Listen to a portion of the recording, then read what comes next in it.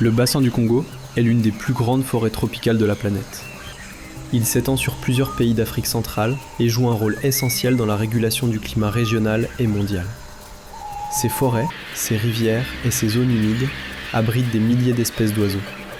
Ensemble, ces oiseaux révèlent le fonctionnement de l'écosystème et sa fragilité.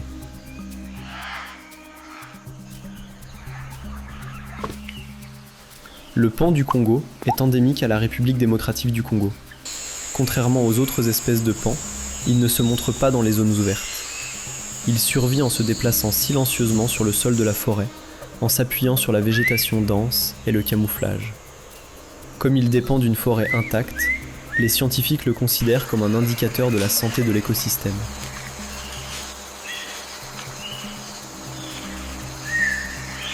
Les perroquets gris africains font partie des oiseaux les plus intelligents connus de la science.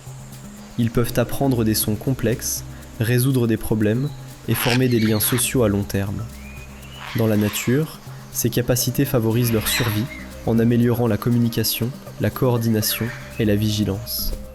Mais l'intelligence seule ne les protège pas de la perte de leur habitat et de la capture. Les prédateurs jouent un rôle essentiel dans le maintien de l'équilibre écologique. L'aigle couronné africain est l'un des rapaces les plus puissants vivant dans les environnements forestiers.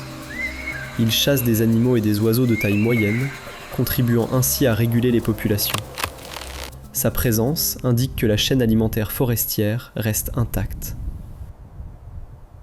Dans les zones humides du bassin du Congo, vit le bec en sabot. Son apparence reflète une lignée évolutive ancienne, adaptée aux eaux calmes et à la végétation dense. Le bec en sabot chasse en restant immobile, économisant son énergie jusqu'au moment de frapper. Cette stratégie lui permet de survivre dans des environnements où la patience est essentielle.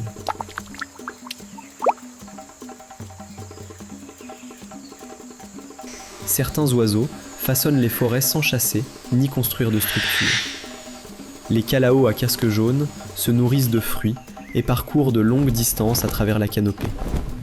En se déplaçant, ils dispersent les graines loin des arbres parents. Ce processus favorise la régénération de la forêt et la biodiversité à long terme. Ces 5 oiseaux représentent différents rôles au sein d'un même écosystème. Du sol forestier à la canopée et aux zones humides, chacun dépend d'un habitat sain.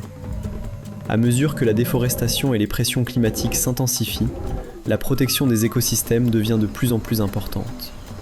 Tant que ces oiseaux continuent à survivre ici, le bassin du Congo reste un système vivant.